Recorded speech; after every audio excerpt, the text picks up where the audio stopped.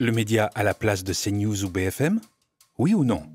Rendez-vous sur tnt.lemediatv.fr. Salut à toutes et à tous et merci de regarder ce nouvel opus de l'œil de Moumou, la chronique média de Mourad Guichard, qui est un journaliste indépendant et qui pose chaque semaine un regard tranchant sur les grandes et les petites dérives de notre paysage audiovisuel et médiatique. N'hésitez pas à faire connaître cette chronique autour de vous. N'hésitez pas également à nous apporter votre soutien alors que nous nous préparons à être auditionnés par l'Arcom parce que nous demandons une fréquence TNT pour changer le visage du paysage audiovisuel français. Rien que ça.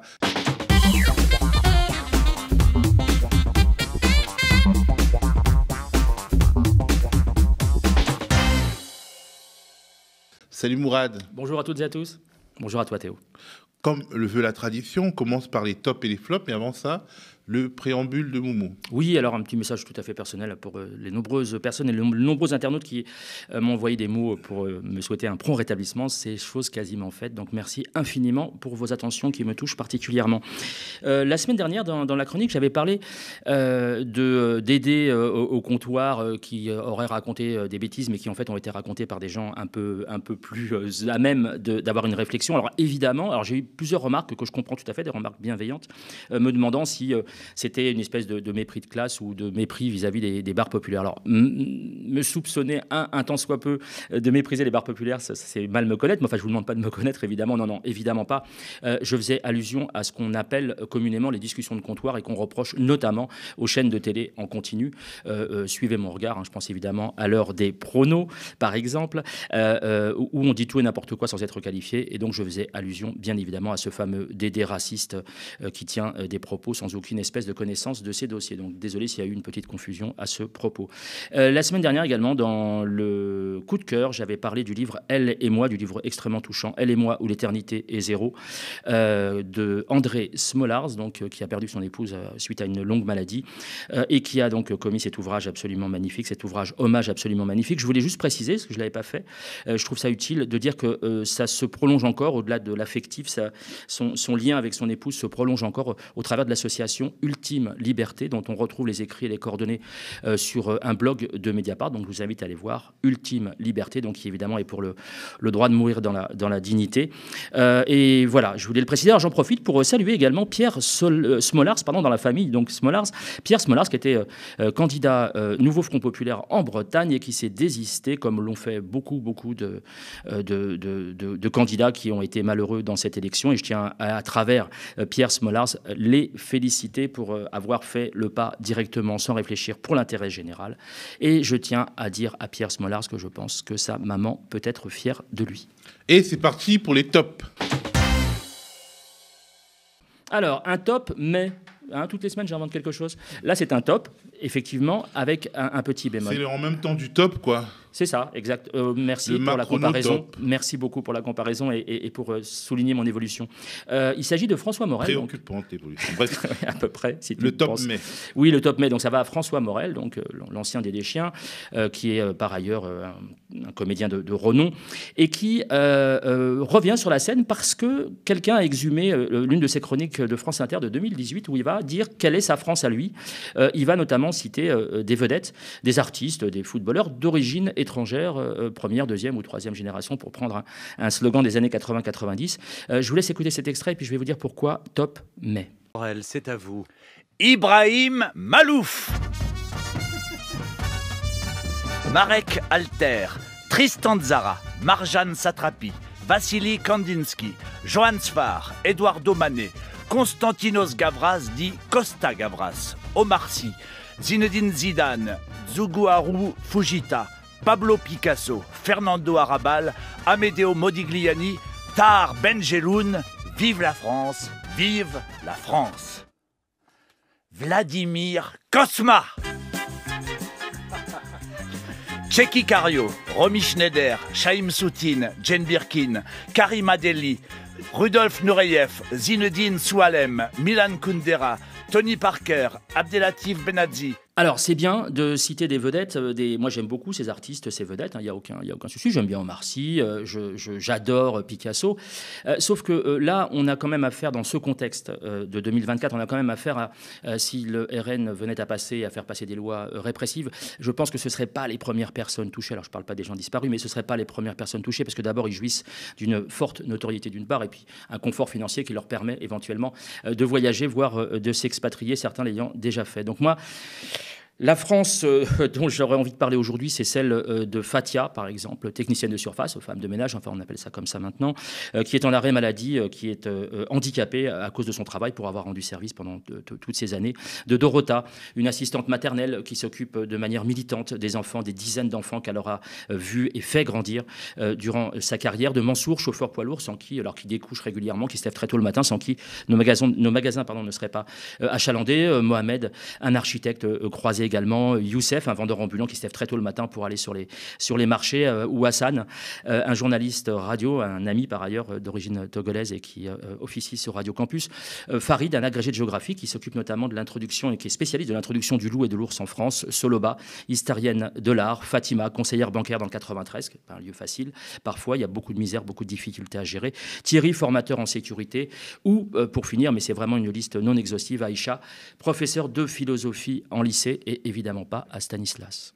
Alors, tu retires ton chapeau à nos confrères de l'Humanité. Oui, alors, par souci de transparence, je le dis à chaque fois, je collabore au journal L'Humanité avec un certain plaisir et une certaine fierté. Nos confrères de l'Humanité... On a connu pire comme collaboration. C'est vrai, dans les deux sens. Nos confrères de l'Humanité ont vraiment développé depuis ces derniers mois le web et des pastilles et des formats web particuliers. Et donc, ils ont celui-ci que vous allez voir, où ils débunkent un bobard du maire de Salbris sur l'insécurité. Ils ont simplement fait leur métier de journaliste, c'est-à-dire qu'ils sont allés sur place. Alors pourquoi je vais vous montrer ça? Parce que on dit régulièrement qu'ils se racontent tout et n'importe quoi, ils se racontent des bêtises non vérifiées sur les plateaux télé, des choses généralement anxiogènes. Eh bien, eux sont allés objectiver, comme on dit, c'est un mot à la mode, aller objectiver ce point de vue et cette impression. Je vous laisse écouter mon confrère Thomas Lemayeux. Vous connaissez Alexandre Avril? Pas sûr si vous ne regardez pas Télé Bolloré. Sur ces antennes-là, il est partout. Il est avec Ciotti, le LR rallié au RN. Il incarne le maire d'une petite ville en zone rurale. Il est le bon sens, il est la vérité. La majorité des faits divers sont même totalement occultés. Parce qu'ils se passent maintenant dans les provinces, dans les petites communes. Et moi, j'en ai tous les jours.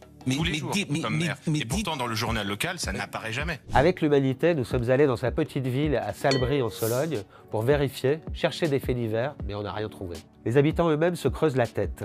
Il y a bien eu un conseil de discipline, nous disent-ils, pour 2 collégiens qui auraient fumé une cigarette dans la rue. Mais selon un confrère du journal local, le dernier fait divers à Salbris, c'est le maire lui-même qui serait dans le viseur de la justice pour des propos racistes. En la matière, le gars ne lésine pas. Toujours sur la même corde pour décrire un pays à feu et à sang. Tout ça sert à justifier la fusion avec l'extrême droite qu'il a réalisée depuis longtemps. Son entourage, c'est un grand argentier de l'extrême droite, la fille d'un Waffen-SS, la sœur d'une journaliste star de la fachosphère. Selon les habitants, ce qui compte à Salbris, et là-dessus le maire n'est pas loquace, ce sont les services publics qui disparaissent, les médecins qui se raréfient, et le maire qui supprime le ramassage scolaire. Question fait divers, question insécurité donc, il y a effectivement de quoi faire des insomnies. Je n'ai pas dormi de la nuit, Cyril, vous savez pourquoi? Oui, parce que j'ai lu le programme du nouveau Front Populaire. Ah ouais.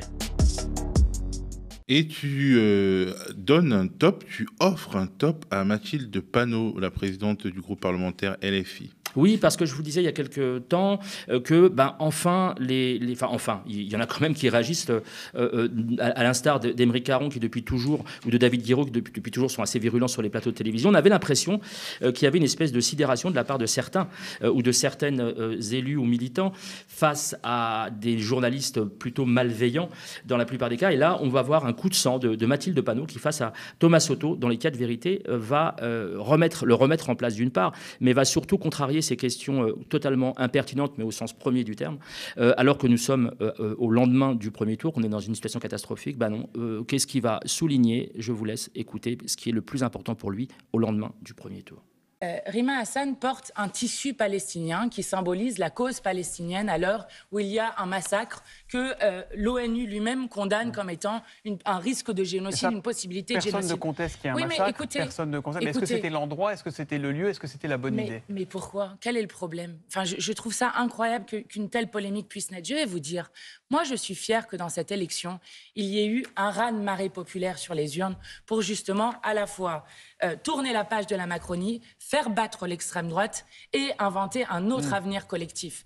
Et beaucoup de gens se mobilisent aussi parce qu'ils savent que un des enjeux de cette élection, c'est la question de la paix en Ukraine et de la paix en Palestine. Et donc, je suis fière que des figures comme Rima Hassan, elle aussi, ramènent des gens au vote. Elle aurait vocation à être ministre, Rima Hassan, si vous gagnez ou pas? Mais arrêtez d'inventer toujours des choses, nous n'en sommes pas là. Là, nous sommes pour l'instant, vous êtes en train d'inventer des épouvantails pour faire peur aux gens. Donc voilà, le kéfier, ce fameux kéfier qu'on a vu apparaître sur les écrans, sur les épaules de Rima Hassan, aux côtés de Jean-Luc Mélenchon, au cours de la soirée électorale. Et ça ne peut évidemment pas se résumer à ça. Et d'ailleurs, Manon Aubry aussi a eu droit à ce numéro de claquette. Alors c'est encore plus violent, je trouve. Je vous laisse l'écouter et je vous laisse voir sa réaction et son ras-le-bol qu'on ramène tout à cette question d'antisémitisme et de kéfier. Alors déjà, ce sont deux choses différentes. Vous nous rendez responsables de l'antisémitisme d'atmosphère et ensuite vous parlez du fait de porter un kéfier. Je ne crois pas dans notre pays que ce soit un délit de porter un kéfier. Si vous ne voyez pas le problème aujourd'hui. En revanche, Monsieur Juvin, l'antisémitisme, oui, est un délit. Et à ce que je sache, aucune personnalité de la France insoumise n'a été condamnée pour antisémitisme. Parce que en revanche, du côté, je vous ai laissé parler, la gauche française, Monsieur Juvin, j'ai été très polie et très courtoise. En revanche, des condamnations pour antisémitisme, vous en avez du côté du Rassemblement national. Pas vous, du côté du Rassemblement national. Et donc que ce matin, vous veniez nous dire encore que la France insoumise pourrait avoir quelque responsabilité que ce soit dans un crime aussi abject qu'un viol avec un caractère antisémite, je vous le dis du plus profond de moi et de mes tripes, c'est insupportable. Monsieur Juvin. Et c'est précisément ça qui conduit aujourd'hui à la confusion politique qui règne sur notre pays. Aujourd'hui, Monsieur Juvin, si vous êtes un républicain, c'est beau le mot de république. Votre parti, il a un beau nom, les républicains. Vous devriez tout faire pour sauver la République. Parce que les antisémites, les racistes, les xénophobes, ils sont du côté de l'extrême droite. Sachant que le kéfier n'a absolument rien à voir avec l'antisémitisme. Et pour ceux qui ont grandi au XXe siècle, le kéfier faisait partie quasiment de la garde-robe classique d'un étudiant un peu gaucho, quoi. C'était vraiment... Absolument, je confirme. Ça fait partie de la norme et désormais c'est une sorte d'épouvantail. C'est assez effrayant. Dans le même ordre d'idées, tu tires ton chapeau à Yann Brossa, du Parti communiste français. Absolument, le sénateur communiste de Paris, et ancien adjoint au logement à la ville de Paris. Alors Yann Brossas vraiment brille de plus en plus par sa présence sur les plateaux parce qu'il se laisse vraiment pas faire. Alors il interroge sur quelque chose qu'on a déjà mis sur la table ici, à savoir faut-il ou pas aller chez CNews. Moi je réponds très clairement. Alors vous connaissez ma position, je suis plutôt rétif. Là, je dis très clairement, si c'est pour y aller dans ces conditions-là, comme l'a fait Yann Brossa, bingo, banco, vous allez le voir face à Yohann Usaï notamment, qu'il va mettre littéralement, et j'emploie rarement cette expression, qu'il va mettre littéralement au tapis. Je vous laisse écouter. C'est tout à votre honneur de dénoncer ceux qui enfreignent la loi, ceux qui peuvent passer, selon vous, pour des antisémites. Mais il n'y a aucun antisémite au NFP, à LFI plus précisément. Il n'y en a pas. En tout cas, vous savez, ça n'existe pas. Grâce à nous, l'antisémitisme est un délit. Et donc, c'est pas ma question. Si c'est une réponse, et dès lors qu'on prononce des propos antisémites, on est condamné, à ma connaissance, et donc je réponds très directement à votre question, si vous me permettez de faire une réponse de plus de 2 mots, à ma connaissance, il n'y a pas, du côté de la France insoumise, de personnes condamnées pour antisémitisme. Ce qui n'est pas le cas du Front National et du Rassemblement National. Je vous le redis, M. Bocaletti, député du Var, du Rassemblement National, a tenu une librairie négationniste. Il a été condamné pour fait de violence en réunion, violence avec armes. En l'occurrence, cette personne est réinvestie par le Rassemblement National. Et je constate que tout à l'heure, vous receviez M. Bardella et jamais vous ne lui demandez de compte. Enfin, c'était pas vous, c'était d'autres. En l'occurrence. Mais enfin, c'était la même chaîne. En l'occurrence, jamais aucune question ne leur est posée sur leur tripotée de candidats, parce qu'il n'y en a pas qu'un, il y en a 45 qui sont ciblés parce qu'ils ont prononcé des propos racistes, antisémites. Comment se fait-il que sur cette chaîne, jamais, absolument jamais, absolument jamais, les candidats du Rassemblement national ne sont interrogés sur cela? Eh bien, je vous le dis, il y a une forme étrange d'injustice. Et pour ce qui concerne la France insoumise, je le redis, aucun membre de la France insoumise n'a été condamné pour antisémitisme. En plus de la pertinence politique, je trouve que vraiment Yann Brossa, qui n'est pas journaliste, qui est un ancien enseignant, donne là une belle leçon de journalisme à nos très chers confrères de CNews. En tout cas, à tes côtés, on a l'impression que ça a été une belle semaine pour les figures du nouveau Front populaire, parce que tu félicites également Marine Tondelier des écologistes, ou bien si tu ne veux pas faire de jaloux, Mourad? Non, Marine Tondelier, je la mets dans les tops. J'ai envie de dire, malheureusement, à son corps défendant, parce que Bruno Le Maire a tenu un discours sur France Inter cette semaine absolument abject. À son niveau, à sa hauteur, c'est-à-dire d'une petitesse, d'une lâcheté sans nom. Et elle va le croiser dans les couloirs de France Inter, prendre la parole. Et vous allez voir, elle va vraiment offrir un grand moment de radio, sans langue de bois ni élément de langage poussiéreux, et avec une franche, je pense, une très très franche émotion née d'un ras-le-bol d'entendre ce genre d'horreur de la part d'un ancien ministre qui a, pour le moins, un bilan catastrophique. Je vous laisse écouter. Moi, je vais réagir à ce que vient de dire Bruno Le Maire, parce que je suis, atterrée, et 2, extrêmement en colère. On vous sent très ému. Très ému, parce que ça fait 10 ans que je vis dans une ville tenue par le Rassemblement national. Et ce que vient de faire Bruno Le Maire, c'est un comportement de lâche et de privilégié. De privilégié. C'est hors sol, c'est lunaire, et c'est pas à la hauteur de l'histoire. Est-ce que le Rassemblement national a la possibilité d'être en majorité absolue à l'Assemblée nationale? La réponse est oui. Oui. Est-ce que la France insoumise a la capacité d'être à la majorité absolue à l'Assemblée nationale? La réponse est non. Est-ce qu'ils ont la capacité d'avoir un Premier ministre? La réponse est non. Donc ils se trompent de problème. Ils se trompent de problème. Et je vais vous dire, heureusement que les électeurs de gauche et écologistes sont moins sectaires et moins lâches que ça. Tout aussi combative est Clémence Guettet. Alors Clémence Guettet fait partie de ces élus, anciens élus, enfin nouvellement réélus, qui ne se laissent pas faire, ne se laissent que très rarement faire. Mais là on sent vraiment un ras-le-bol de sa part, les bras lui en tombent littéralement. Elle se retrouve face à Serge Raffi. Alors Serge Raffi, c'est un chroniqueur. Je suis allé voir parce que je voulais vraiment vérifier que c'était bien lui, même si je l'ai reconnu, je voulais vérifier que c'était bien lui, tellement j'avais l'impression d'avoir un représentant du Rassemblement national en face d'elle. Vous allez voir, c'est racisme à tous les étages, puisque d'après Raffi, musulman, une fois de plus, mais généralement, ça vient de chroniqueurs de chaînes d'extrême droite. Musulman égale forcément antisémite et forcément banlieue. Tout ça dans un même sac ou dans un même gloubi-boulga. Je vous laisse écouter. Beaucoup de gens parlaient du Hamas chez vous comme si c'était un mouvement de résistance. C'est pas vrai, il y en a même monsieur. Qui sont allés. Mais bien on a sûr fait que 6 mois là-dessus. Mais non, on je a suis fait désolé. 6 mois là-dessus. Mais pourquoi vous croyez que les socialistes ne veulent pas voter pour vous? À longueur de si les socialistes ne veulent pas voter pour vous, il y a un génocide c'est parce que vous avez laissé courir. Vous avez laissé courir une rumeur antisémite. Non, tout doucement, vous avez fait ça, madame. Fausses informations. Bien sûr que si. Non, c'est vous qui êtes responsable. Et moi, je suis ravi que vous parliez de transition écologique. Enfin, vous parlez des grands. Alors, c'est effectivement énorme et grave. Et moi, je pense que Netanyahou est un criminel.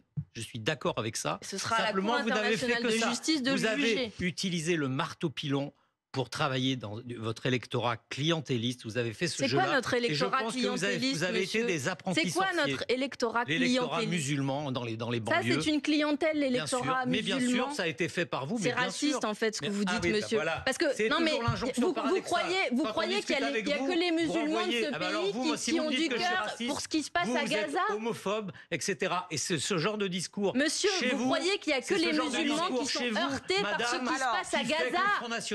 C'est odieux ce que vous dites. Non, c'est vous qui êtes odieux. Non, ce sont vous. Les électeurs musulmans, ce n'est pas un électorat captif, ce sont des humains qui réfléchissent et qui votent pour un projet. C'est vous qui êtes dangereux, monsieur. Tu as félicité l'humain, tu félicites également un magazine professionnel, La Vie du Rail. Oui, c'est un magazine que j'adore, c'est un magazine extrêmement ancien, qui est ancré dans le paysage et qui est là, qui a vocation à défendre le rail, à défendre, évidemment, à prendre la défense des cheminots. Donc il est complètement habilité à donner un point de vue s'il estime qu'un danger imminent ou un péril imminent peut toucher la profession. Et en l'occurrence, ils ont fait une absolument magnifique où ils vont pointer les conséquences de l'arrivée du RN au pouvoir. C'est totalement factuel. Ils précisent, on va le voir à l'écran, ils précisent qu'en cas d'arrivée du FN, ce sera privatisation de la SNCF, remise en cause du pacte vert, encadrement du droit de grève et défense des voitures thermiques, évidemment, versus le train. Et donc, ils ont reçu un certain nombre de critiques en disant qu'ils devaient rester complètement neutres dans ce débat, alors que pas du tout. Ils ont répondu, mais de manière complètement offensive et courageuse, que non, ils étaient bien dans leur rôle de défense des cheminots. Chapeau, La Vie du Rail. Si vous ne connaissez pas ce magazine, je vous invite évidemment à le feuilleter. Et c'est parti pour les flops. Oui, alors on commence avec la Queen Ruth Krief. Qui va... exprès, non, c'est elle qui m'oblige, comme dirait Macron, une fois qu'il est élu tous les 5 ans. Non, c'est son arrogance face à Sandrine Rousseau est absolument intolérable et insupportable. Et elle ne fait ça avec personne d'autre que les élus de gauche. Je vous laisse regarder vraiment les yeux dans les yeux la manière dont elle va la prendre de très haut, alors que Sandrine Rousseau dit quelque chose qui me semble parfaitement pertinent, même si discutable, en tout cas pertinent. Je vous laisse écouter. Ce qui me fait très peur, c'est qu'on continue la politique libérale qui nous conduit tout droit vers le Rassemblement national et qu'on ne remette jamais en question cela. Que la redistribution apparaisse comme une espèce de gros mot alors que c'est profondément l'histoire de la France. Profondément l'histoire de la France. Et que là, aujourd'hui, on focalise sur un homme, mais je vais vous dire, il n'y aurait pas Jean-Luc Mélenchon, ce serait sur moi que ça tomberait en vrai. Donc en fait, à un moment, ça suffit. C'est-à-dire qu'en fait, vous ne voulez pas d'un programme de gauche. Eh bien, je dis aux Français et Françaises, nous vous proposons un vrai programme de gauche. À ce propos, j'aimerais bien un jour vous montrer un extrait où Ruth Krief nous parle de racisme, puisque c'est un sujet qu'elle aborde de manière quasi inexistante, et ça me pose un tout petit peu question, mais on y reviendra. Je pense qu'évidemment, elle va en parler, puisqu'il y a une explosion des actes racistes dans notre pays. Et Cyril Hanouna également, tu l'as épinglé cette semaine. Oui, alors il est parti dans un grand exercice de paranoïa. Donc vous savez, il avait cette fameuse émission sur Europe 1 qui faisait la promotion de la droite extrême et surtout de l'extrême droite de manière monolithique et obsessionnelle, en flinguant évidemment le nouveau Front Populaire. C'est exactement la mission de l'émission, hein. C'était le cahier des charges de l'émission. C'est autodétruite après le Absolument, elle était là juste pour ça, pour faire de la propagande d'extrême droite et favoriser évidemment le Rassemblement national. Et donc il a été épinglé, simplement gentiment épinglé par l'Arcom, l'autorité de régulation. Et donc il repart, puisque c'est pas la première fois qu'il se fait épingler ou qu'il prend une amende, il va repartir sur une belle parano en disant que c'était seulement lui et que n'importe où il puisse aller, il serait visé de toute façon, et qu'il se pose une question vis-à-vis de l'Arcom. Je vous laisse écouter, c'est la chute de cet extrait. Et c'est fou, franchement. Écoutez, on est là depuis 9 jours. Je vais dire aux auditeurs, je voudrais expliquer aux auditeurs. Vous savez, une émission de radio, alors la radio, bien sûr, c'est très puissant, mais les émissions de radio qui prennent des mises en demeure ou qui intéressent l'Arcom au bout de 9 jours, ou bien même au bout de 2 jours, ça n'existe pas. Non, mais c'est pas l'émission de radio, c'est vous qui intéressez. On entend des choses sur des radios et sur des potes à moi. Vraiment, c'est des potes. Et, ils font et ça marche très bien pour eux. Je suis très content pour eux et ils ont raison de ne pas les sanctionner. Qui disent des trucs de fous à la radio. Jamais ils n'ont eu de sanctions. Et ils ont raison, voilà, c'est la radio, c'est le soir, etc. Mais nous, on est à peine à plus d'une semaine, vous vous rendez compte? Non mais vous vous rendez compte l'acharnement? Il y a vraiment un acharnement contre ma personne au niveau de l'Arcom. Et là, je vous le dis maintenant, on le voit, hein, c'est pas la chaîne, c'est pas C8, puisque je suis plus sur C8, je suis sur Europe 1. Demain, je suis sur M6, c'est M6 qui va prendre des amendes. Demain, je suis sur Radio Cocktail, ils vont leur enlever tous les papayoulélés et tous les cocktails qu'ils peuvent faire. Non, mais je vous le dis. Donc là, il y a un acharnement. Et moi, je vous le dis, je trouve ça extrêmement grave. On en rigole. Mais c'est extrêmement grave parce que je pense qu'il y a quelque chose derrière. Il y a quelque chose derrière. On n'est pas fous. Les mecs, l'Arcom, ils mettent pas des sanctions comme ça à tire-larigot. Et donc il ose, alors que c'est complètement objectivé, argumenté les raisons pour lesquelles il est sanctionné. Il va oser dire, mais qu'est-ce qui peut bien se cacher derrière tout ça? Et évidemment, comme à chaque fois, il va sous-entendre qu'il y aurait derrière tout ça de l'antisémitisme. Et donc il va jusqu'à supposer ou suspicionner l'Arcom d'antisémitisme. Je trouve ça d'une grossièreté innommable. Et Laurent Ferrari, la présentatrice de CNews, ancienne présentatrice phare du JT, elle a un petit cœur qui bat. Elle a un petit cœur qui bat pour un certain Quentin Bataillon, dont on a déjà parlé ici à plusieurs reprises, qui est l'ancien président de la commission d'enquête sur la TNT, dont nous avions ici reçu le rapporteur, et qui s'était invité sur une chaîne de Bolloré, en l'occurrence chez Cyril Hanouna, et avait vraiment fait allégeance au groupe Bolloré en venant flinguer littéralement Aymeric Caron sur le plateau, évidemment sous les yeux pétillants d'Hanouna qui n'en demandait pas tant d'ailleurs. Hein. Et donc Laurence Ferrari, pour le remercier, nous allons voir l'extrait, la page, à l'image, va faire un superbe article à la gloire de Quentin Bataillon dans le journal Paris Match, n'est-ce pas, le journal d'investigation qu'on connaît bien ici. Et je remercie Fabienne Cassagne pour cette pépite, parce que c'est une internaute qui a découvert ça, et je trouve ça extraordinaire d'oser signer comme ça quelque chose en pleine campagne électorale sur Quentin Bataillon. Je serais à sa place, je serais vraiment gêné, mais je pense qu'il ne l'est pas pour diverses raisons que je ne détaillerai pas ici. Paris Match qui fait désormais partie de la galaxie des médias Bolloré et Quentin Bataillon qui a perdu au premier tour des élections législatives. Quel dommage. Pascal Praud s'est surpassé cette semaine Mourad. Oui, alors évidemment, alors, il est en pleine extase, donc je le comprends, il doit être un petit peu sonné par il doit être grisé. Mais là, il va jouer avec les allumettes. Vous allez voir ça, sans avoir le courage de ses opinions. C'est-à-dire qu'il va dire, mais je n'ai pas dit ça, je n'ai pas dit que ce qui s'est passé, le drame du viol de la gamine à Courbevoie est du fait de la France insoumise, pas du tout. J'ai pas dit ça. Écoutez comment il va être repris par Manon Aubry. Là, je vais répondre de manière. Ça vient d'où selon vous? Vous me laissez me répondre? Ça vient d'où selon vous? Mais allez jusqu'au bout de votre raisonnement. Vous pensez que nous, à la France Insoumise, nous serions responsables de ce drame terrible? Je vous pose la question. Eh bien, je vous le dis. Et je vous réponds avec beaucoup de calme, mais avec beaucoup de fermeté. Ce que vous êtes en train de faire, et j'ai beaucoup de respect pour le métier de journaliste, c'est irresponsable. En nous rendant responsables de ce drame terrible. Je n'ai pas dit ça, madame. Je dis il y a un antisémitisme et que la France Insoumise le nourrit. C'est ça que vous êtes en train de dire. Il y a un antisémitisme d'atmosphère. Bien sûr qu'il y a un antisémitisme d'atmosphère. Je peux vous répondre? Ni plus ni moins. Mais je dis ce que M. Corsia a dit. La France. Je dis ce que M. Corsia a dit. Et d'autres. Aucun responsable politique de la France Insoumise n'a jamais été condamné pour le moindre acte antisémite. C'est pas ce que je dis. N'a jamais été condamné pour le moindre acte antisémite. Nous sommes des hommes et des femmes qui luttons contre toutes les formes de racisme. Alors je précise que j'ai pas dit ça de la part de Pascal Praud, ce qui est vraiment le degré ultime de la faucuserie. C'est en fait quelque chose qui n'existe pas en journalisme. C'est-à-dire qu'il y a ce qu'on appelle les titres questions. Par exemple, en presse écrite, si je faisais un titre en presse écrite, alors il est un petit peu long, mais peut-être un chapeau, un petit peu long, je dis « Théo du Média serait-il adepte des messes sataniques le jeudi soir entre 22h et minuit 30 dans les caves d'un célèbre restaurant de la rue de l'Ancienne Comédie ?» Alors, je peux développer un long article et puis dire non, finalement, notre enquête... mais non, évidemment que le titre va lui-même induire que oui, tu participes à des soirées sataniques et c'est ce qui va rester dans la tête des gens. Donc, on n'a pas le droit de balancer comme ça des sous-entendus malsains et ensuite de dire je n'ai pas dit ça. Franchement, ce n'est pas du journalisme. Les grandes gueules sentent le vent tourner, manifestement. Oui.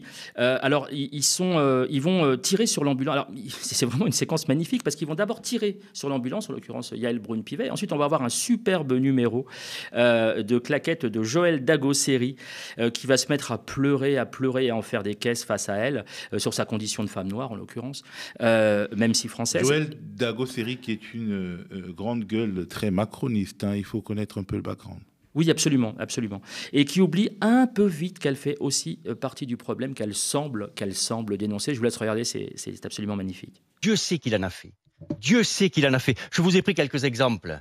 Benalla, qui est aujourd'hui condamné, c'est lui qui l'a amené. Quand au moment de l'espèce où on amène sur le devant de la scène McFly et Carlito, on donne 10 secondes pour parler de Samuel Paty. Ça marque les Français. L'adoubement de Raoult, alors que tout le monde savait qu'il disait des conneries, ça marque les Français, ça fait monter les antivax, ça fait monter le RN.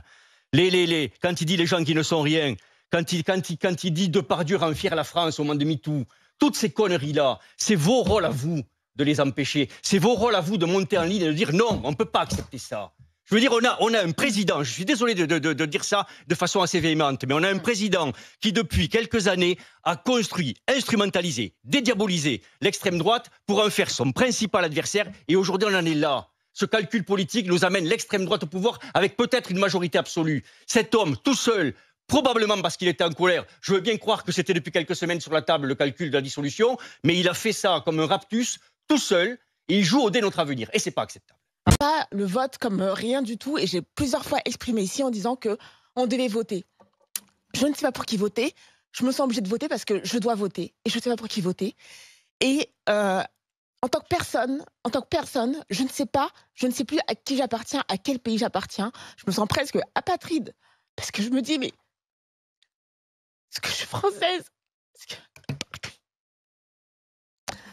C'est vraiment compliqué. C'est vraiment compliqué. Et je me dis, mais qu'est-ce que vous avez fait de la France? Dans la série « Mais oui, elle a un petit cœur qui bat », je vous cite Apolline de Malherbe. Apolline, alors c'est un peu comme Martine, vous savez, Martine à la plage, Martine à la montagne, ainsi de suite. Là, c'est Apolline qui découvre le racisme. Et donc, elle va en faire, elle aussi, des caisses face à un témoignage d'un acte raciste absolument abject, qui va toucher une soignante. Elle va l'écouter, une infirmière, oui, absolument, qui va l'écouter avec intérêt et avec une gravité et un visage vraiment bluffant, vraiment d'empathie, j'ai envie de dire. Elle va le surjouer largement et ça donne vraiment l'impression qu'elle sort de son petit monde, de sa petite rive gauche et qu'elle va découvrir ce que vivent vraiment les personnes d'origine racisée ou les personnes racisées ou d'origine maghrébine ou subsaharienne. Et ça va être un grand moment de télévision. Je vous laisse regarder, c'est vraiment très, très touchant. Monsieur m'a appelé pour me demander des soins pour son épouse, des soins assez complexes. J'ai accepté et là, il a émis le souhait de connaître les origines de mon nom. Donc, je lui ai dit et il m'a dit textuellement, ben non, ça ne va pas être possible parce que ma femme, elle a des problèmes avec ça. Elle a des problèmes avec ça? Oui, avec ça. Et avec mes origines. Mais j'ai bien compris. Bon. Elle oublie un peu vite quand même qu'elle a invité il n'y a pas si longtemps comme rockstar Mila, donc la raciste, la véritable. Alors là, pour le coup, on peut parler d'une véritable facho qui est proche de Zemmour, qui est proche des cercles du type Némésis, de tous ces satellites d'extrême droite. Et elle en a fait la promotion de manière éhontée et maintenant elle vient pleurnicher en réalisant ou en feignant de réaliser que ça a finalement des conséquences sur la vie des gens et des conséquences parfois dramatique. Donc je lui tire pas mon chapeau. C'est un superbe flop pour moi. Flop numéro 2 de Ruth Elkrief de la semaine. Oui, alors je suis désolé, je suis obligé de revenir parce que là, alors c'était avant le premier tour, mais je pouvais pas ne pas vous le montrer. Je pense qu'elle regarde ta chronique et qu'elle t'aime bien et qu'elle te donne de quoi faire tes chroniques. Elle est inquiète que tu manques de matière. Un petit rapport sadomaso, elle et moi ? On n'ira pas jusque-là. On va couper ça surtout. Là, elle va devenir une véritable furie. Tout à l'heure, je vous ai parlé du fait que je l'entendais jamais parler de racisme, visant les racisés en l'occurrence. Dès qu'il s'agit de la question de l'antisémitisme, elle est capable de rentrer dans une fureur absolument folle. Je vais vous laisser regarder. Et là, elle est en duo avec Éric Brunet, qui face à Pierre Jouvet du Parti Socialiste, qui a gardé son calme jusqu'au bout, vont jouer les rôles de procureur. Mais vraiment, je vous demande d'écouter la fureur de Ruth Elkrief. Ce n'est plus du tout, si tant est que ça l'était un jour, ce n'est plus du tout du journalisme. Je vous laisse écouter. Vous avez déroulé pendant 10 minutes, très bien, vous êtes un homme de valeur, vous savez ce qui est diabolique et ce qui ne l'est pas. J'ai quand même très étonné que vous ne parliez pas un instant, une seule fois du sujet qui fâche et qui dérange à gauche et qui va conduire des gens, beaucoup d'adhérents, de proches du Parti Socialiste à ne pas voter pour votre coalition. Donc ça n'est pas anodin. Vous n'avez pas dit un mot de la France insoumise, le racisme, l'antisémitisme, rien, que dalle pendant 10 minutes. Mais vous voulez parler de quel sujet? Je veux parler. À votre avis, quel sujet, monsieur Jouvet? Ne faites pas semblant de ne pas comprendre. À votre avis, quel sujet, monsieur Jouvet? À votre avis, quel sujet? Non, mais sérieusement, à votre avis, quel sujet? Qu'est-ce que vous faites? Vous faites semblant de quoi? De pas comprendre? À votre avis, quel sujet? Mais je vais vous répondre si vous me laissez répondre sans vous énerver. Bah oui, parce que on n'a pas mis en œuvre et on n'a pas écrit très clairement, notamment sur la question de l'antisémitisme, une charte très précise dans le projet qui a été adopté, que nous avons notamment écrite avec Raphaël Glucksmann. Est-ce que ça y est, ça, oui ou non, dans notre projet? Oui, la réponse est oui. Pourquoi n'avez-vous pas évoqué dans cette diatribe de 10 minutes, un quart de 10 minutes, à un seul moment, vous qui êtes extrêmement axé sur les valeurs, et on le comprend et on souscrit et c'est formidable, pourquoi n'avez-vous même pas évoqué quelques secondes la question de l'antisémitisme, les réticences, vos camarades de combat, car on parle toujours de camarades au Parti Socialiste, qui ont décidé de ne pas voter des électeurs pour les listes du Nouveau Front Populaire à cause de cette ambiguïté terrible avec les propos antisémites qui ont été tenus, ou antisionistes, tendance ligne rouge, qui ont été tenus par des gens de la France insoumise. Ça n'est pas un sujet anecdotique puisque vous parlez des valeurs. Il y a beaucoup d'électeurs qui disent qu'il y a deux partis diaboliques. Il y a deux partis diaboliques dans cette élection et pas un seul. Non, je ne partage pas ce que vous dites. Je ne partage pas ce que vous dites. Écoutez, la France insoumise n'a pas été, comme le Front National, créée par des anciens collabos et des SS, excusez-moi du peu. Et dans ta grande imagination, tu nous crées une sorte de rubrique dans la rubrique, le flop d'or. Oui, le flop d'or, j'avais déjà fait, je crois, un top d'or, mais oui, là, c'est le premier flop d'or, effectivement, parce qu'il est quand même gratiné, celui-ci. C'est Anne-Yvonne Ledin, une ancienne députée socialiste dont j'avais... je le dis très simplement, jamais entendu parler. Donc, elle va, au soir du premier tour, fustiger Rima Hassan au travers d'un tweet. Voilà ce qu'elle va dire. « Tiens donc, tu lâches déjà celui qui t'a fait ?» Elle la tutoie, déjà, première chose. Celui qui t'a fait, c'est évidemment Jean-Luc Mélenchon. En te plaçant bien en évidence ce soir sur la photo aux côtés de Mélenchon, chèche palestinien sur les épaules, 3 petits points. Chèche palestinien, c'est un kéfier, bien évidemment.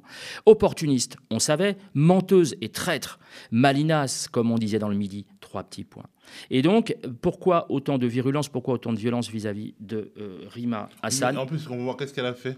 Ah bah, Rima Hassan, elle a dit « Une seule chance de sauver notre démocratie, 2 points, un désistement des candidats arrivés en 3e position quand le RN est en tête, à mes amis de la majorité présidentielle, 2 points, le nouveau Front populaire n'est pas que LFI et LFI n'est pas que Mélenchon, le dépassement, c'est maintenant. » Donc rien qu'à la lecture de ce tweet, elle aurait dû réaliser qu'il est impossible que Rima Hassan puisse tenir ce genre de propos. Je vous laisse regarder qui est vraiment l'autrice de ce tweet. Il s'agit de Rima, mais pas de la même. Rima Abdul-Malak, l'ancienne ministre de la Culture. Et donc, elle s'est à la fois trompée d'arabe engagé en politique, mais elle a en plus, non pas rétropédalé, mais justifié par le fait qu'elle pouvait s'être trompée et qu'elle n'a pas du tout présenté d'excuses pour ce tweet qui est d'une gravité, hein, puisqu'elle mélange... apparemment, les Arabes, pour elle, sont tous les mêmes. Rima Abdul-Malak, qui est une macroniste, en plus, ancienne ministre. Mais simplement, à la fois sur le nom qui est affiché, le nom du compte Rima Abdul-Malak est affiché en gros, et le contenu même, qui n'aurait pas pu être un propos de Rima Hassan, elle s'est plantée sur toute la ligne, donc elle méritait vraiment un flop d'or. Et... entre Rima et une autre Rima. Oui, c'est vrai, ça, c'est comme les Mohamed. Hein. On peut se tromper. Absolument. Et on va dans la rubrique au microscope. Alors, effectivement, nous sommes dans un entre-deux tours qui est plein de suspense et déjà, un certain nombre de médias mainstream donnent l'impression qu'ils ne seraient pas si mal à l'aise que ça à l'idée de changer de maître, entre guillemets, on va dire. Oui, alors c'est Le Monde qui nous révèle ça. Il y a eu un petit cafouillage alors chez LFI pour le débat de l'entre-deux tours. En l'occurrence, Bardella voulait avoir Mélenchon en face de lui. Mélenchon a dit non, tournez-vous, si c'est pour LFI, tournez-vous vers les cadres de LFI. Il a cité plusieurs noms. Et donc, évidemment, ça a créé un peu de pagaille au sein du nouveau Front populaire, puisque c'était au tour de Marine Tondelier d'y aller. Et donc, tout le monde, in fine, s'est retrouvé pour dire c'est à Marine Tondelier d'y aller. Sauf que Bardella a dit niet, ce sera pas contre elle. Alors, peut-être par une certaine forme de sexisme, mais aussi parce qu'il avait peut-être pas envie d'avoir en face de lui une grenade dégoupillée avec les dossiers sous le bras. Bon, c'est peut-être pas exactement ce qu'il attend avant le second tour. Parce que Marine Tondelier est insérée dans le tissu social d'Hénin-Beaumont, où Marine Le Pen et un certain nombre de cadres du RN officient et gouvernent. Absolument, et donc elle pourra donner des chiffres, donner des exemples, donner des choses qui racontent notamment ce qu'est la vraie vie sous le climat lepéniste. Donc il a refusé, et alors évidemment dans une démocratie saine et normale, dans un PAF, un paysage audiovisuel normal, on aurait dû dire c'est ça ou rien. Non, Marc-Olivier Fogiel, dont on connaît le courage, et donc on est le patron de BFM. De BFM TV, c'est ça, dont on connaît le courage, et donc on connaît l'engagement humaniste évidemment, c'est clairement dit ok, on va céder, et donc Le Monde nous apprend qu'il va céder de cette manière, à savoir que ce soir même, mercredi soir, il va y avoir donc un débat qui va être organisé, mais alors non pas un débat face à face, mais un débat l'un après l'autre, ce qui n'est absolument pas un débat. C'est ça. Pas de débat. Chacun, je crois, aura 1 heure ou je sais plus. Chaque candidat. Une série d'entretiens. Oui, ce qui n'a aucun sens démocratiquement, puisque évidemment l'importance et l'intérêt, même si c'est généralement très mal fait et c'est insupportable à regarder et à écouter. Mais enfin, l'intérêt, c'est quand même que les candidats et les chefs de parti se répondent. Là, ce ne sera pas le cas.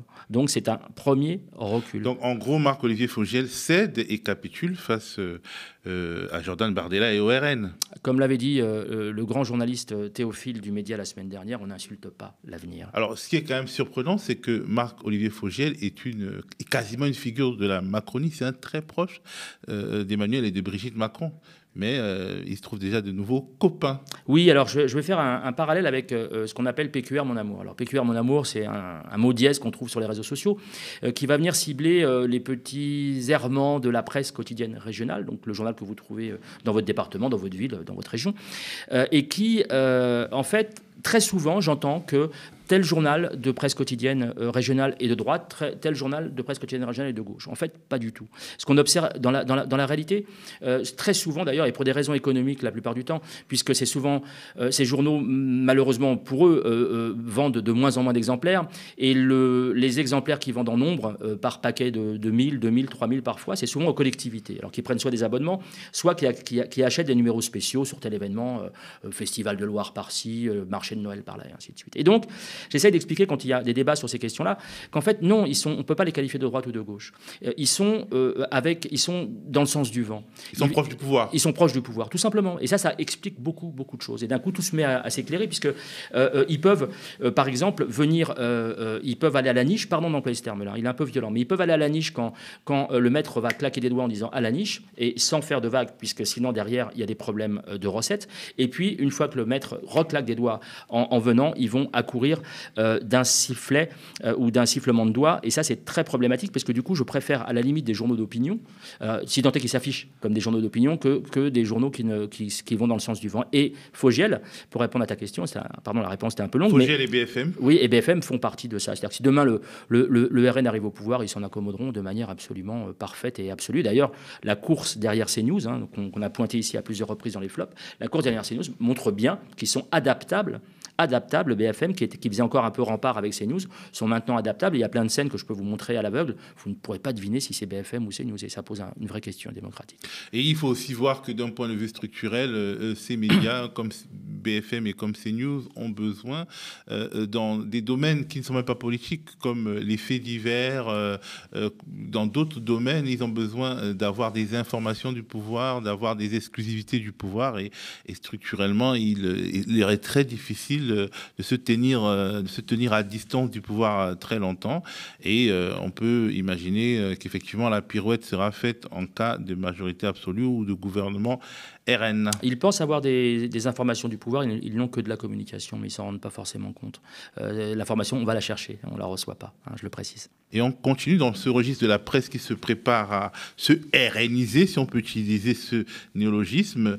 Je voulais parler de Yael Gauze et le féliciter, Yael Gauze de Radio France. Oui, au départ, je l'avais mis dans mes tops, et puis finalement, comme il rejoignait de plein pied, enfin cette séquence rejoignait de plein pied le thème du microscope, je l'ai basculé là parce que Yael Gauze va sauver un peu l'honneur de la profession en prenant, ses critères pour qualifier le Rassemblement national d'un côté et la France insoumise de l'autre, qui en l'occurrence ont été tranchés jusqu'au plus haut sommet des juridictions, alors que Pujadas et de Malherbe, eux, vont avoir leur propre définition du Rassemblement national. Je vais vous laisser écouter, et ils vont expliquer à leur corps défendant, je pense qu'ils ne se rendent pas compte du tout de ce qu'ils sont en train de dire. Ils sont chez eux, ils sont entre eux, ils ne sont pas en train de réaliser qu'ils font l'aveu qu'ils ont milité pendant des mois, voire des années, pour la normalisation, la banalisation du Rassemblement national en ne le qualifiant pas d'extrême droite. Je vous laisse écouter cet extrait qui est vraiment surprenant. À quel moment vous êtes passé de extrême droite à ce qu'on appelle extrême droite ?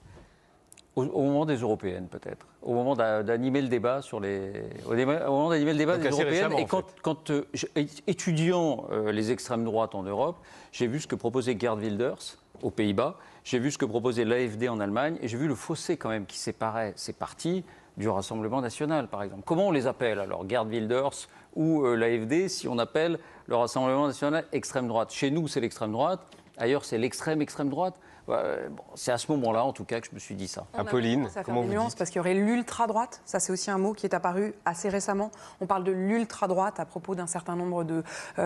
Et vous dites quoi sur RMC ? Moi, je dis les partis. En fait, je suis jamais... Parce que dans ces cas-là, je pose aussi la même question pour l'extrême gauche. Il y a une partie, je pense, de l'extrême gauche qui parle de la violence, qui parle du chaos, qui parle du souhait de violence, par exemple. Ça, c'était plutôt l'apanage de l'extrême droite. Le fait de vouloir cassé de vouloir. Donc, au fond, dans ce cas-là, si on commence à rentrer là-dedans, moi, j'ai pas de problème avec ça, mais à ce moment-là, il faut parler de l'extrême droite et de l'extrême gauche. Et donc, moi, j'estime en tout cas que c'est aujourd'hui les partis, et la meilleure définition, c'est le nom des partis. Donc, je parle du RN, je parle de LFI, je parle du PS. Alors, j'ai du mal avec LR, parce que LR, on se retrouve, on ne sait plus comment les ranger. Donc, moi, je parle maintenant du LR version Ciotti et du LR canal historique. Voilà, on a été obligé de s'adapter. Vous n'êtes pas d'accord avec David, et surtout, je pense que sur Inter, dans les journaux, on extrême droite, c'est ça? En fait, moi, tout simplement, je m'appuie sur le Conseil d'État qui avait dû trancher cette question le 11 mars 2024, de mémoire, et qui a arrangé le RN dans l'extrême droite. Mais LFI n'est pas dans l'extrême gauche. C'est le Conseil d'État, donc juge administratif, qui le dit. Et puis ensuite, on peut creuser. Qu'est-ce qui rend cette droite extrême? C'est le fait de catégoriser les Français, de créer des Français différents, de faire des différences à la fin, de remettre en question le Conseil constitutionnel, l'état de droit. Pour moi, ce sont des critères très précis qui fondent, qui justifient de dire extrême droite aujourd'hui. Et donc, comme je vous le disais, Apolline de Malherbe et David Pujadas confirment ce que nous disons depuis des semaines, des mois. Ce sont des promoteurs de la normalisation des idées d'extrême droite au sens très large du terme. Alors, il y a eu de nombreuses réactions, notamment aux propos d'Apolline de Malherbe, évidemment de Pujadas, et Apolline de Malherbe l'a mal pris, et elle va, puisque de nombreux journalistes, notamment du service public, ont effectivement souligné ce que nous venons de souligner, à savoir que, non, c'est pas comme ça qu'on définit le Rassemblement national, et donc vexée, elle va se fendre en un espèce de tweet de défense un petit peu bébête. Devons-nous, en tant que journalistes, nous contenter de répéter ce qu'affirme le ministère de l'Intérieur avec le tampon du Conseil d'État? Bah oui, ma cocotte. Évidemment que quand le Conseil d'État donne un point de vue sur la qualification d'un parti, on le prend en compte, pas le ministère de l'Intérieur. Donc elle donne l'impression d'être une espèce de révolté du Bounty qui va à contre-courant et qui va bâcher le ministère de l'Intérieur pour faire son travail de journaliste d'investigation. Enfin, c'est complètement ridicule. Je ne vais pas tout vous lire parce que c'est très long et c'est vraiment très ennuyant. Mais elle termine par « Et la période impose à la fois exigence et grand respect les uns des autres. » Grand respect les uns des autres. Donc elle met tout le monde sur le même plan. C'est la raison pour laquelle j'ai pris l'habitude d'appeler les partis par leur nom et de ne pas les qualifier sur l'échiquier politique. Alors qu'on attend évidemment d'un ou d'une journaliste qu'elle éclaire sur ce type justement de précision. Et on passe au coup de cœur. Oui, alors, je voudrais faire juste une petite parenthèse. Goji, que je ne connaissais pas, que j'ai le plaisir de connaître maintenant, qui est un rappeur, a écrit ce matin un tweet tout à fait sympathique. Alors, il écrit lui-même ses textes et il dit « En ce moment, on a besoin d'exprimer ce qu'on ressent. Alors, j'écris des textes en pensant à vous, Moumou Guichard, Canard Média et Guillaume Meurice. » Alors c'est très sympa, je prends ça comme un compliment et ça me touche beaucoup. Et il souhaiterait d'ailleurs faire parvenir, parce qu'il a écrit un son, il souhaiterait faire parvenir son dernier son qui concerne les élections et le vote à Frédéric Lordon, donc je le précise puisqu'il l'a écrit. Alors je voudrais juste préciser de manière un peu solennelle que quand on me prend comme ça, en plus en public, quand on me prend par les sentiments, je le dis fermement, gentiment mais fermement, ça marche à tous les coups. Et donc on va écouter la chanson qui s'appelle Boomer Bap de Goji. Je l'ai écouté ce matin évidemment avant de vous le passer et j'ai trouvé ça vraiment très sympa et je le remercie pour sa production et je l'embrasse depuis notre plateau.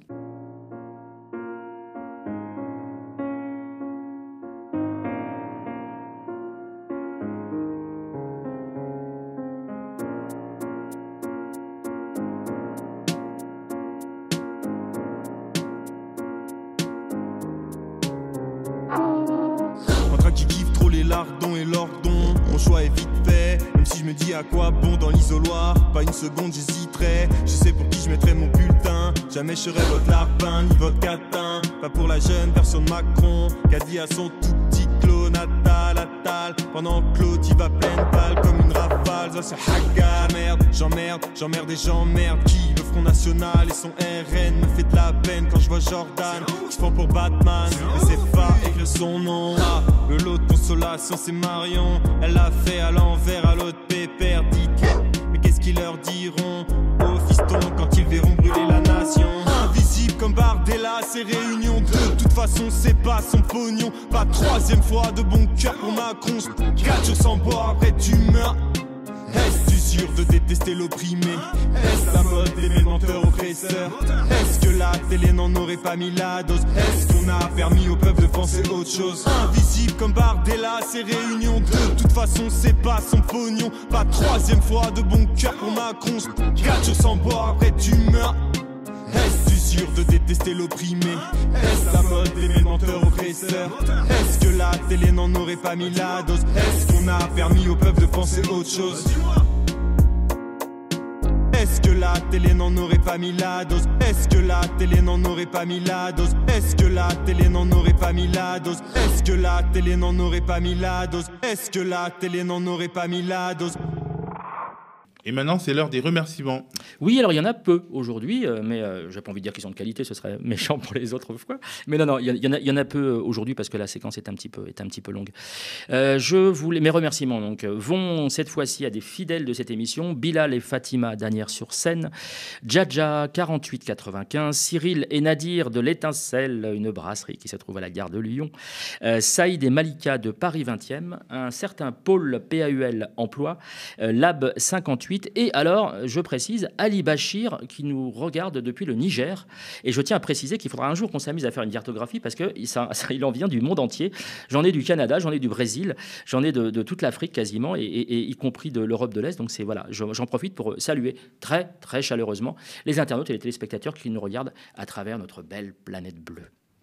Merci beaucoup Mourad, et merci à vous d'avoir regardé ce numéro de l'œil de Moumou. Bien entendu, le média, votre média, ne vit que des dons et des abonnements de soutien de celles et ceux qui le regardent, qui l'aiment. Et donc, pour nous permettre de continuer et notamment de survivre à l'été, allez sur tnt.lemediatv.fr parce que nous avons lancé une opération de soutien alors que nous nous préparons à être auditionnés par l'Arcom parce que, oui, nous avons demandé un canal sur la TNT. Avec votre aide, on l'aura.